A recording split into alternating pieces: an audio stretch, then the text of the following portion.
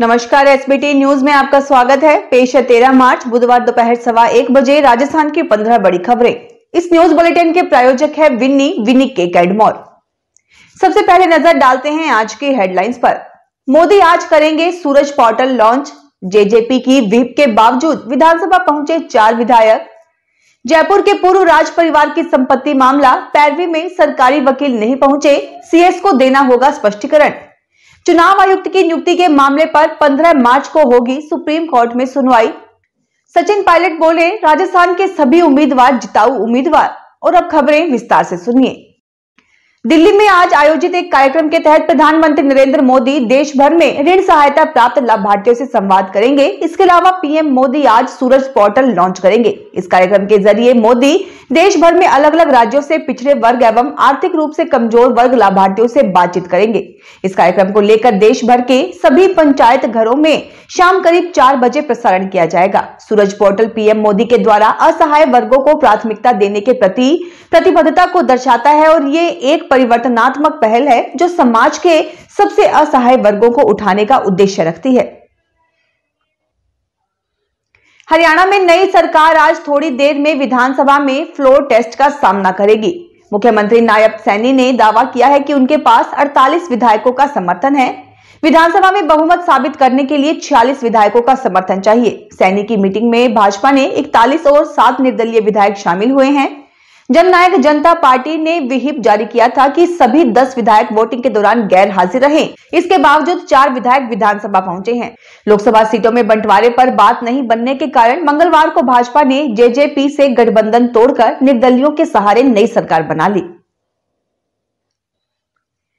जयपुर के पूर्व राज परिवार की संपत्तियों पर कब्जे के विवाद मामले में सरकारी वकील के पैरवी पर नहीं जाने पर हाईकोर्ट ने नाराजगी जताई है। वहीं अदालत ने सीएस को बुधवार दोपहर 2 बजे वीसी के जरिए उपस्थित होकर इस संबंध में स्पष्टीकरण देने के लिए कहा है। अदालत ने टिप्पणी करते हुए कहा है कि राज्य सरकार को उसके हित की परवाह ही नहीं है, इसलिए वह इस मामले में एजी व एएजी के नहीं आने के लिए सीएस ही जवाबदेह है।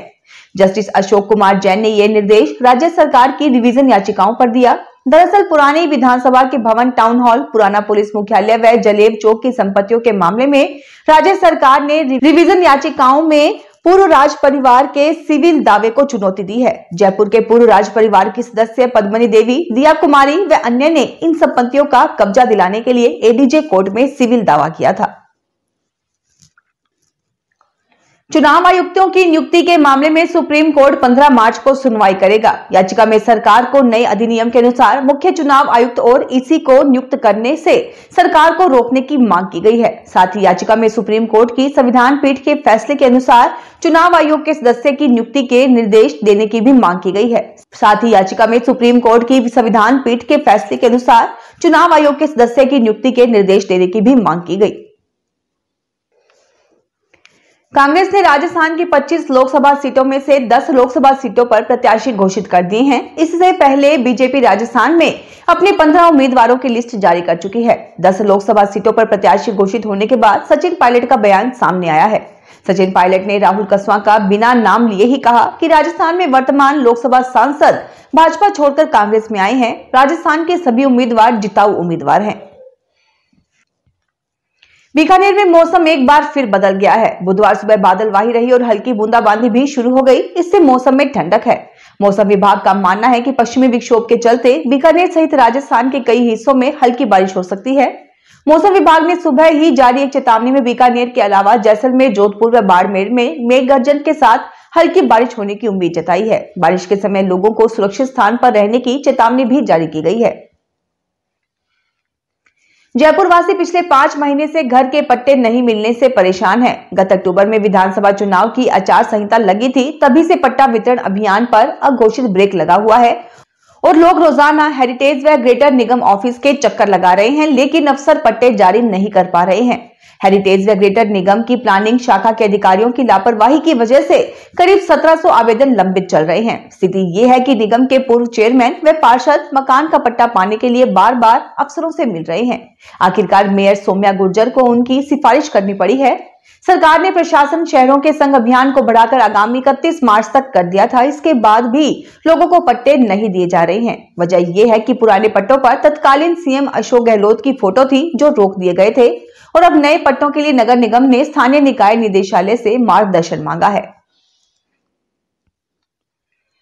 राजस्थान सरकार ने मंगलवार रात आदेश जारी करते हुए राजस्थान हाई कोर्ट और सुप्रीम कोर्ट में अतिरिक्त अधिमहाधिवक्ताओं की नियुक्ति कर दी है। अधिवक्ता विज्ञान शाह और अधिवक्ता संदीप तनेजा को जयपुर पीठ में अतिरिक्त महाधिवक्ता नियुक्त किया गया है। मुख्य पीठ जोधपुर में अधिवक्ता राजेश पवार, महावीर बिश्नोई और अधिवक्ता मनीष की अतिरिक्त महाधिवक्ता के पद पर नियुक्ति हुई है। इसी तरह से सुप्रीम कोर्ट में अधिवक्ता शिव मंगल शर्मा को अतिरिक्त महाधिवक्ता नियुक्त किया गया है। इसके साथ ही सुप्रीम कोर्ट में अधिवक्ता निधि जसवाल को एडवोकेट ऑन रिकॉर्ड और अधिवक्ता सौरभ राजपाल, दिव्यांग पवार, क्षितिज मित्तल और अनीशा रस्तोगी को पैनल लॉयर के रूप में नियुक्ति दी गई है। बीकानेर के छतरगढ़ थाना क्षेत्र में जमीन के फर्जीवाड़े का मामला सामने आया है। पिछले 5 साल में 6000 बीघा जमीन फर्जी लोगों के नाम कर दी गई। इससे सरकारी खजाने को करीब 300 करोड़ रुपए का नुकसान हुआ है। फर्जीवाड़े में छतरगढ़ में पद स्थापित रहे अधिकांश तहसीलदार, नायब तहसीलदार और पटवारियों की भूमिका रही। एसपी तेजस्विनी गौतम के आदेश पर छतरगढ़ को वर्तमान तहसीलदार राजकुमारी की रिपोर्ट पर 19 जनों के खिलाफ नामजद FIR की गई है। इसके साथ ही जमीन खरीदने वाले 52 जनों के खिलाफ भी मामला दर्ज किया गया है। जयपुर में जिला उपभोक्ता आयोग जयपुर प्रथम ने उपभोक्ता की ओर से राशि का भुगतान प्राप्त करने के लिए बैंक में पेश किए गए 4,50,000 रुपए का चेक लापरवाही के चलते गुमाने को सेवा दोष करार देते हुए SBI पर 1 लाख रुपए का हर्जाना लगाया है। वहीं हर्जाना राशि 45 दिन में परिवादी को देने के लिए कहा है।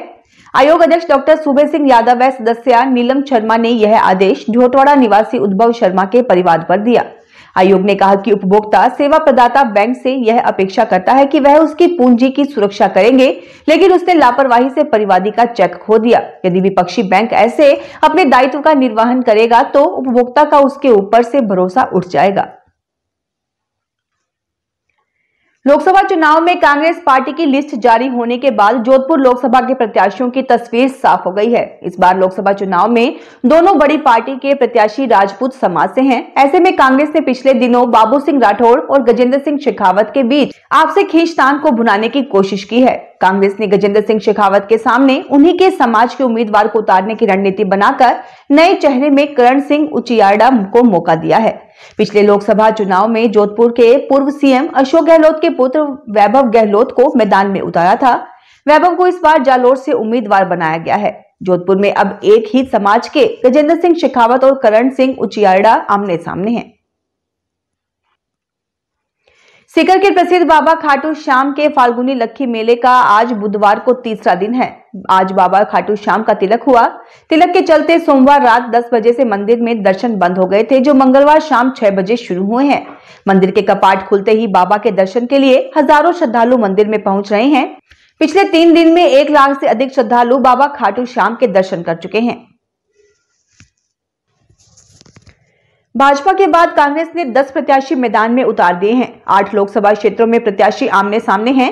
जिन जगहों पर प्रत्याशी आमने सामने हैं वहां पर कांग्रेस के उम्मीदवारों को बड़ी मेहनत की दरकार है। अधिकांश सीटों पर पिछली बार का मार्जिन बड़ा है, खासकर चित्तौड़, उदयपुर, अलवर, जोधपुर आदि सीटों पर। इन सीटों पर 3.25 लाख से 6.25 लाख वोटों का मार्जिन है। 2019 में भीलवाड़ा के बाद चित्तौड़ लोकसभा सीट ऐसी थी जहां पर भाजपा की बड़ी जीत हुई थी। भाजपा के लिए मेवाड़ एक तरह से भाजपा की सबसे मजबूत बेल्ट है।